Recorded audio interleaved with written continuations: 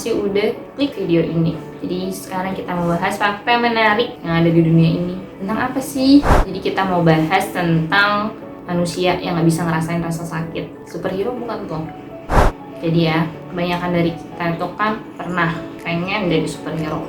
Bukan cuma kita aja sih, anak-anak di sekitar kita coba. Siapa yang gak tahu Iron Man, Superman, Batman, Avengers. Jadi superhero itu ngapain aja? Udah melawan monster, nolong yang lemah dengan badan-badan yang luar biasa. Jadi apa yang dipunya superhero itu? Kehebatan superhero itu apa? Sampai punya tubuh sekuat itu. Seandainya nih ya, kita punya tubuh yang gak ngerasain rasa sakit, apa kita bisa jadi superhero? Kenyataannya di dunia ini ada loh orang yang gak bisa ngerasain rasa sakit itu. Sayangnya mereka gak disebut superhero, tapi mereka disebut SIPA, Congenital Insensitivity to Pain and Non-Hydrosis. Jadi di sini manusia-manusia itu ya nggak bisa ngerasain nyeri sama sekali nggak bisa. Mungkin kalau dilihat biasanya mereka itu badannya biasa aja, nggak ada bedanya sama manusia lainnya.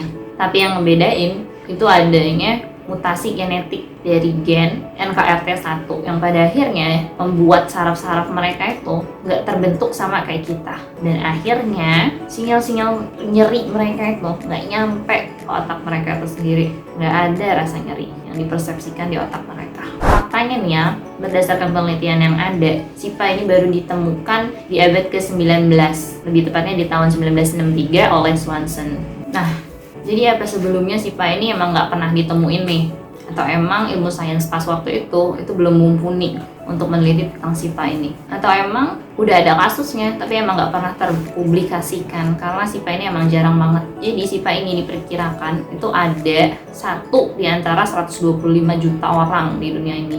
Bayangin, jadi manusia spesial 1 di antara 125 juta. Di Amerika sendiri nih ya, itu cuma ada 60 kasus yang pernah dipublikasiin. Dan di dunia itu cuma ada 300 kasus. Kalau di Indonesia gimana? Nah, nggak ada, entah belum pernah terpublikasikan, nggak ada. Nah, sayangnya nih ya, punya superpower kayak gini tuh juga jadi nightmare buat mereka yang punya SIPA. Mereka yang punya SIPA ini hidupnya nggak lama.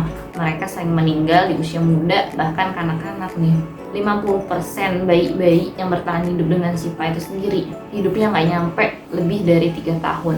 Dan mereka yang hidup sampai dewasa pun lidahnya sering kegigit pertama karena mereka nggak bisa ngerasain. Terus mereka yang dengan SIPA ini sering banget punya luka di tubuhnya, dan mereka harus ngecek tiap hari di tubuhnya ada luka lebam enggak, luka terbuka enggak, luka bakar enggak, cuma buat mastiin hidup mereka. Dan parahnya lagi, kalau mereka punya penyakit-penyakit di organ dalamnya, misalnya radang usus buntu, itu sama sekali nggak bergejala, nggak ngerasain apa-apa, sampai akhirnya mereka meninggal.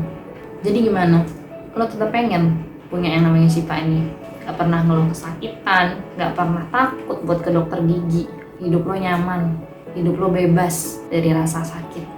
Di US itu sendiri, nyeri ini nyebabin kerugian sampai 560 sampai dengan 635 miliar US dollar setiap tahunnya. Dan 15% dari orang Amerika itu ngeluhin nyeri di badannya setiap hari.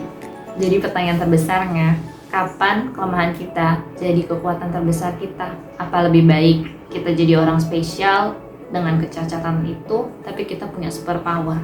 Apa lebih baik kita jadi orang biasa aja? Kalian sendiri yang tentuin jawabannya.